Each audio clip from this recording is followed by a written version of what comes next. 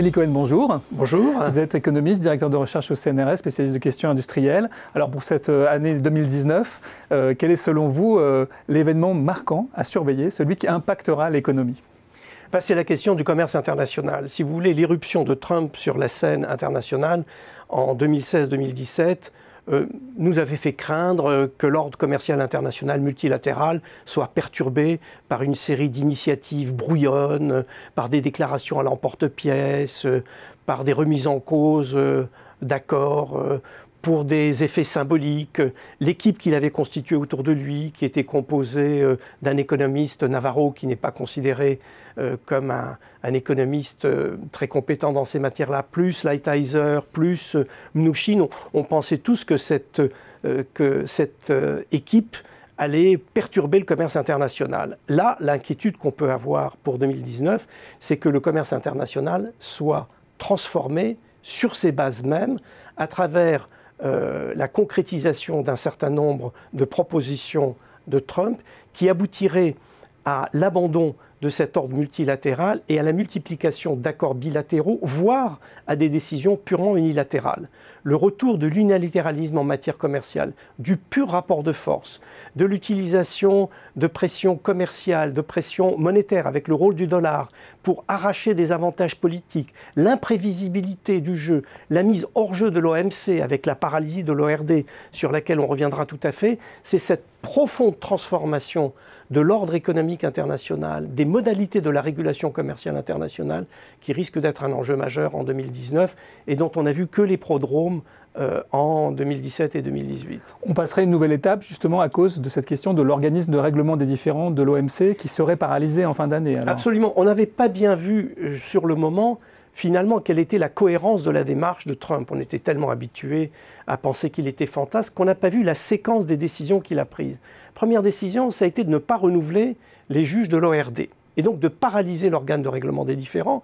Or, l'organe de règlement des différends est très important dans l'arbitrage des contentieux commerciaux et on sait qu'il y en a beaucoup, et notamment entre la Chine et les États-Unis, entre l'Europe et la Chine, etc. Donc, en paralysant l'ORD, il a paralysé le fonctionnement de l'OMC.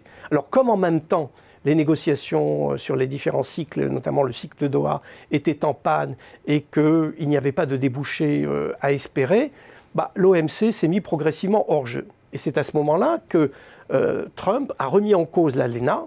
Alors là aussi, quand il a remis en cause l'ALENA, on a craint des mesures unilatérales vis-à-vis du Canada et vis-à-vis du Mexique. Et puis quand on a vu le nouvel accord commercial entre les États-Unis, le Canada et le Mexique, on s'est un peu rassuré, sauf que c'est par un coup de force qu'il avait obtenu des modifications des règles du jeu. Et du coup, la règle du coup de force a été appliquée d'abord vis-à-vis de la Chine, ensuite vis-à-vis de l'Europe.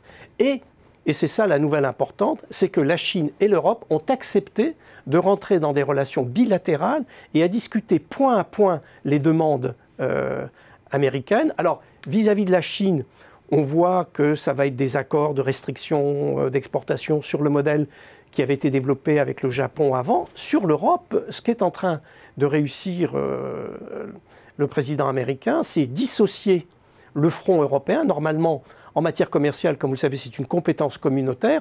L'Allemagne n'a pas à négocier en tête-à-tête avec les États-Unis. La Pologne n'a pas à négocier en tête-à-tête avec les États-Unis. Or, on voit bien des relations bilatérales qui sont en train de se nouer. Dans le cas de l'Allemagne, l'enjeu majeur, c'est bien entendu l'avenir des exportations automobiles aux États-Unis, le niveau de taxation.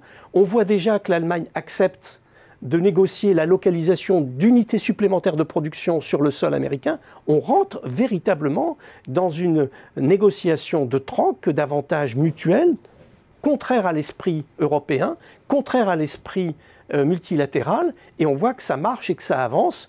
Et on voit même Trump pester ces jours-ci parce que la négociation avec l'Europe ne va pas assez loin, parce que les concessions européennes ne sont pas suffisantes, et il revient en menaçant l'Allemagne de nouveau d'élever les taxes sur les importations de véhicules automobiles allemands. Alors dans ce tableau, qu'est-ce qu'elle veut, est-ce que vous formulez justement pour cette année 2019 qui s'ouvre ?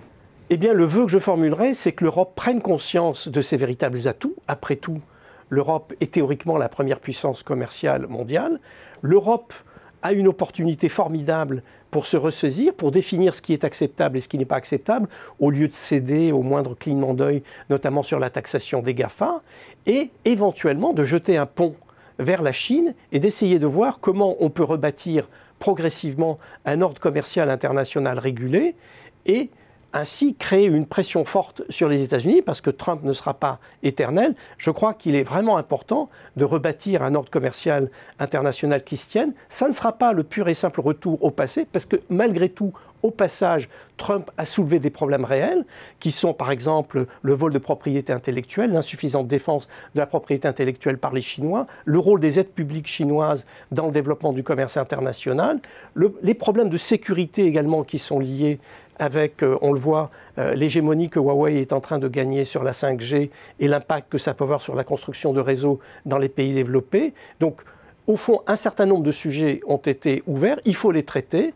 et on peut rêver d'un réveil européen et d'une négociation entre l'Europe et la Chine. Merci Eli Cohen pour ces vœux et à mon tour de vous souhaiter une excellente année 2019. Merci également.